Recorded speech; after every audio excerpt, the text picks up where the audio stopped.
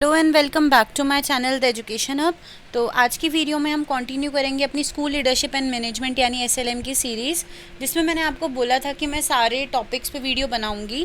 ठीक है, तो देखिए आज हमारा लास्ट थर्ड टॉपिक बचा और इसके बाद सिर्फ 2 टॉपिक्स बचे हैं और हमारी एसएलएम की जो सीरीज़ है वो कंप्लीट हो जाएगी। फिर इसके बाद हम नई सीरीज़ स्टार्ट करेंगे। अब देखिए आज का जो हमारा टॉपिक है वो है टाइम टेबल।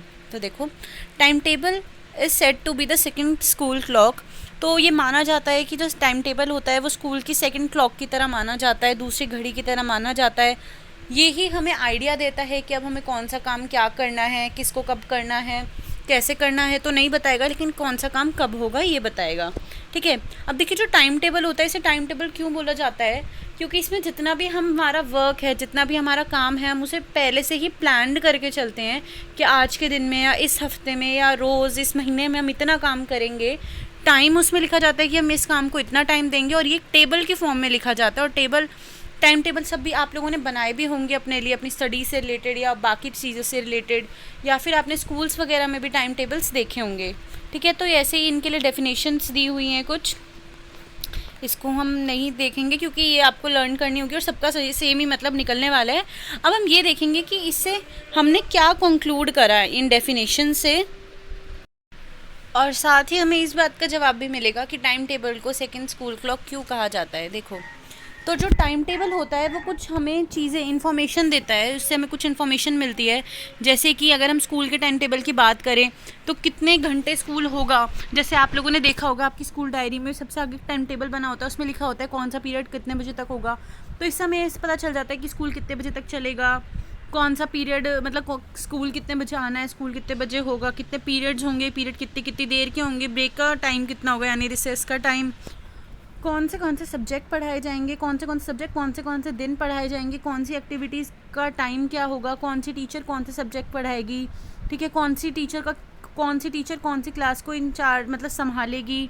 ठीक है, कितने वर्किंग डेज़ हैं स्कूल में और कौन सी एक्टिविटी कहाँ होगी, ये सब जो होता है ना, ये सब टाइम टेबल के अंडर आता है। और टाइम टेबल एक तरीके के नहीं, अलग अलग टाइप्स के होते हैं।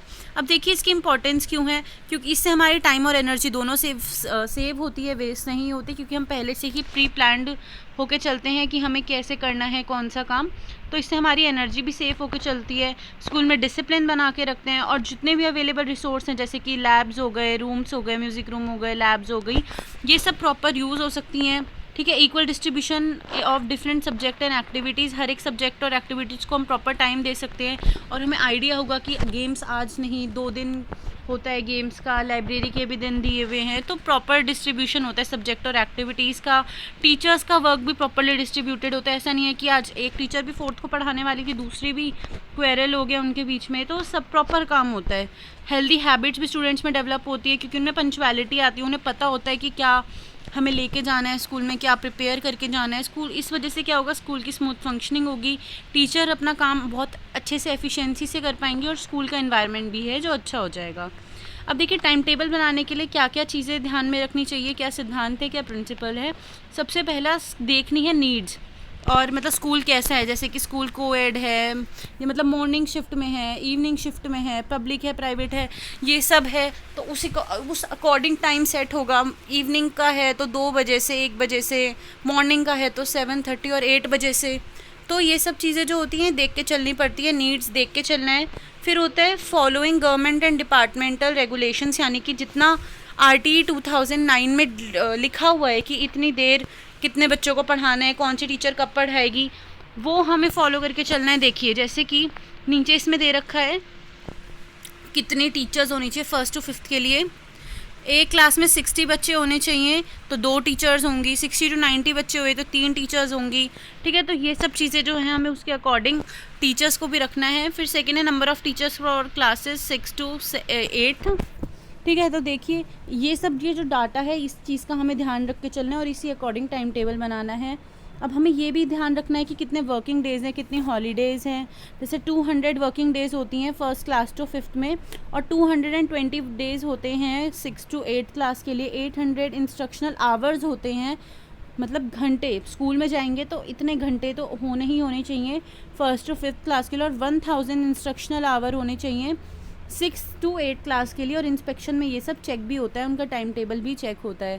ठीक है, सब कुछ उसमें लिखा होता है कि कितने लाइब्रेरी होंगी, कितने स्कूल में मैगजीन्स हैं, प्ले मटेरियल है कि नहीं, कितनी देर किस चीज़ को काम मिलेगा, ये सब होता है टाइम टेबल में।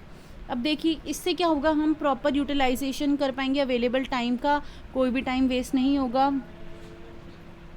कि और क्या चीज़ें ध्यान में रखनी है, वैरायटी एंड नॉवेलिटी। ये नहीं है कि बोर हो रहे हैं बच्चे, आज सारे ऐसे ऐसे पीरियड्स दे दी जिसमें बच्चे इंटरेस्ट ना ले पाएँ, तो इन सब चीज़ों का ध्यान रखना है। फैटिग मतलब कि बच्चों के हमें मेंटल माइंड का भी ध्यान रखना है कि बच्चे परेशान ना हो, थक ना जाएं। ऐसा नहीं है कि ब्रेक जो है वो 4-5 पीरियड के बाद दे रहे हो और ब्रेक का मिनट 10 मिनट की ब्रेक दी है, 2-2 घंटे के पीरियड्स दे रहे हैं, तो ये सब चीज़ों का भी ध्यान रखना है। ऐसा नहीं है कि 1 घंटे की ब्रेक दे दी, 10 मिनट का पीरियड दे दिया, या फिर साइंस मैथ्स इंग्लिश जैसे सब्जेक्ट्स को एक साथ दे दिया, ऐसे नहीं करना। ठीक है, नेक्स्ट है इक्विटेबल डिस्ट्रीब्यूशन, यानी हर एक सब्जेक्ट को इक्वल काम मिलना, मतलब इक्वल वेटेज मिलनी चाहिए, सबको इक्वल टाइम मिलना चाहिए, और हर एक टीचर को भी इक्वल वर्क मिलना चाहिए, किसी पे ज़्यादा किसी पे कम काम नहीं डालना चाहिए। ठीक है, इजी और डिफ़िकल्ट सब्जेक्ट्स को मैनेज करके टाइम टेबल बनाना चाहिए कि बच्चे सबको इजीली कोप अप कर पाएँ। इलास्टिसिटी मतलब मॉडिफिकेशन होती रहनी चाहिए। रेस्ट एंड रिक्रिएशन यानी बच्चों को गेम्स वगैरह एक्स्ट्रा एक्टिविटीज़ का भी टाइम देना चाहिए, वो भी टाइम टेबल में इंक्लूड होने चाहिए। सारे रिसोर्सेज को यूज़ करना चाहिए, जैसे कि जितने भी प्लेग्राउंड है, इक्विपमेंट्स है, स्कूल बिल्डिंग्स हैं, इन सबको यूज़ करना चाहिए। ठीक है, अब देखिए टाइम टेबल किस किस टाइप्स के होते हैं। जैसे अभी हमने ऊपर बात करी कि अलग अलग टाइप्स के होते हैं, लेकिन वो टाइप्स होती कौन सी है।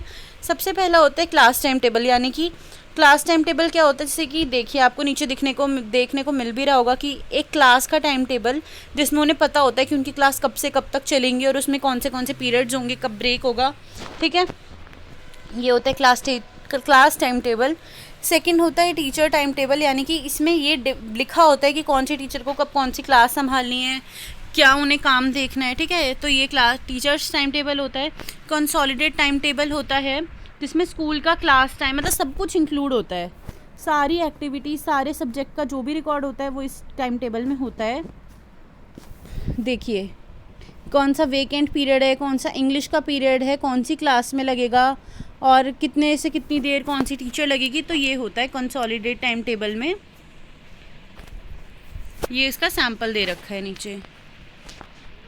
देखिए को करिकुलर टाइम टेबल, यानी कि जो उनसी को करिकुलर एक्टिविटीज़ होगी, कल्चर, लिटरेचर, स्पोर्ट्स, उनको कितना टाइम देना है, क्या क्या यूज़ होना है, कौन सी जगह पे होना है, ये सब चीज़ें। और लेजर टाइम टेबल में गेम्स पीरियड, म्यूज़िक पीरियड, ये सब पीरियड्स आएंगे।